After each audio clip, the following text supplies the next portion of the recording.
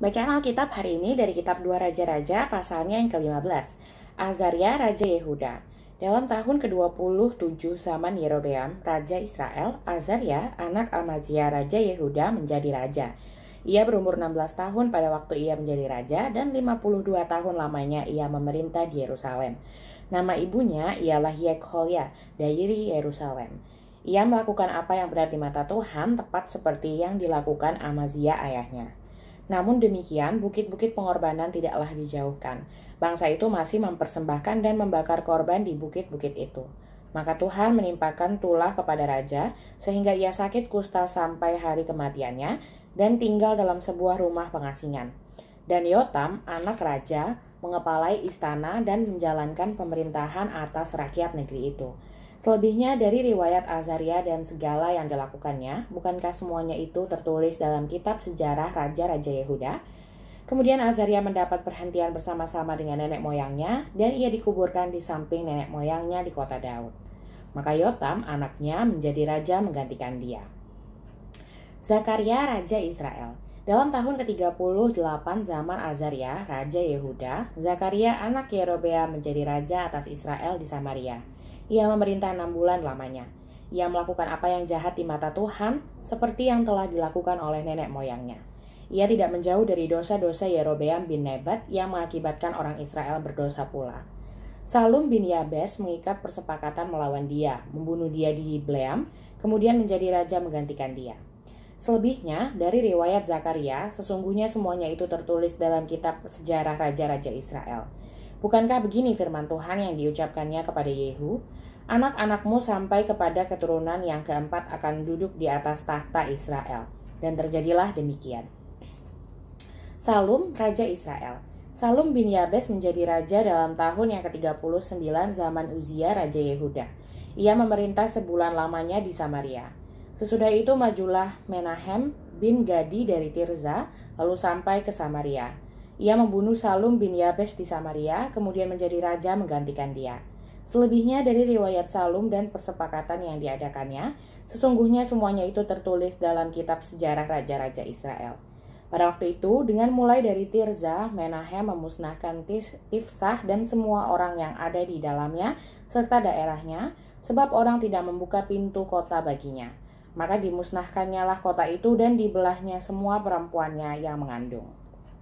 Menahem, Raja Israel. Dalam tahun ke-39 zaman Azaria, Raja Yehuda, Menahem bin Gadi menjadi raja atas Israel. Ia memerintah 10 tahun lamanya di Samaria. Ia melakukan apa yang jahat di mata Tuhan. Sepanjang umurnya ia tidak menjauh dari dosa-dosa Yerobeam bin Nebat yang mengakibatkan orang Israel berdosa pula. Pul, Raja Asyur, datang menyeberang negeri itu.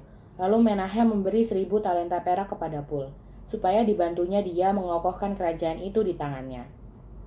Menahem mengeluarkan uang ini atas beban Israel dan atas beban semua orang yang kaya raya untuk diberikan kepada Raja Asyur, 50 shikal perak dari setiap orang. Lalu pulanglah Raja Asyur dan ia tidak tinggal di sana di negeri itu.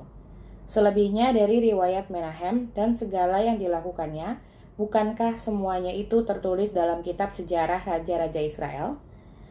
Kemudian Menahem mendapat perhentian bersama-sama dengan nenek moyangnya. Maka Pekhaya, anaknya, menjadi raja menggantikan dia. Pekhaya, Raja Israel. Dalam tahun ke-50 zaman Azaria, Raja Yehuda, Pekhaya, anak Menahem, menjadi raja atas Israel di Samaria. Ia memerintah 2 tahun lamanya. Ia melakukan apa yang jahat di mata Tuhan. Ia tidak menjauh dari dosa-dosa Yerobeam bin Nebat yang mengakibatkan orang Israel berdosa pula. Lalu perwiranya, yakni Pekah bin Remalia, mengadakan persepakatan melawan dia dan membunuh dia di Samaria di puri istana raja.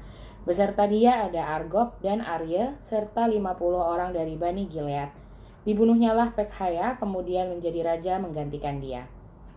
Selebihnya dari riwayat Pekhaya dan segala yang dilakukannya, sesungguhnya semuanya itu tertulis dalam kitab sejarah Raja-Raja Israel. Pekah, Raja Israel. Dalam tahun ke-52 zaman Azaria, Raja Yehuda, Pekah bin Remalia menjadi raja atas orang Israel di Samaria. Ia memerintah 20 tahun lamanya. Ia melakukan apa yang jahat di mata Tuhan. Ia tidak menjauh dari dosa-dosa Yerobeam bin Nebat yang mengakibatkan orang Israel berdosa pula. Dalam zaman Pekah, Raja Israel, datanglah Tiglat-Pileser, Raja Asyur. Direbutnyalah Iyon, Abel Bet-Makhia, Yanoah, Kedes dan Hazor, Gilead dan Galilea, seluruh tanah Naftali, lalu diangkutnyalah penduduknya ke Asyur ke dalam pembuangan. Hosea bin Ela mengadakan persepakatan melawan Pekah bin Remalia. Dibunuhnyalah dia, kemudian dia menjadi raja menggantikannya dalam tahun ke-20 zaman Yotam bin Uzia. Selebihnya, dari riwayat Pekah dan segala yang dilakukannya, sesungguhnya semuanya itu tertulis dalam kitab sejarah Raja-Raja Israel. Yotam, Raja Yehuda. Dalam tahun kedua zaman Pekah bin Remalia, Raja Israel, Yotam, anak Uzia, Raja Yehuda menjadi raja. Ia berumur 25 tahun pada waktu ia menjadi raja dan 16 tahun lamanya ia memerintah di Yerusalem. Nama ibunya ialah Yerusa, anak Zadok. Ia melakukan apa yang benar di mata Tuhan, tepat seperti yang dilakukan Uzia ayahnya. Namun demikian, bukit-bukit pengorbanan tidaklah dijauhkan. Bangsa itu masih mempersembahkan dan membakar korban di bukit-bukit itu. Ia mendirikan pintu gerbang tinggi di rumah Tuhan. Selebihnya dari riwayat Yotam, apa yang dilakukannya, bukankah semuanya itu tertulis dalam kitab sejarah Raja-Raja Yehuda?